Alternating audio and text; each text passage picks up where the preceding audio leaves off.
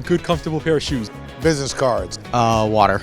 I keep grabbing the brochures to throw. For my wife, it throws away later, but the bags always heavy bags going home. Oh, my iPad.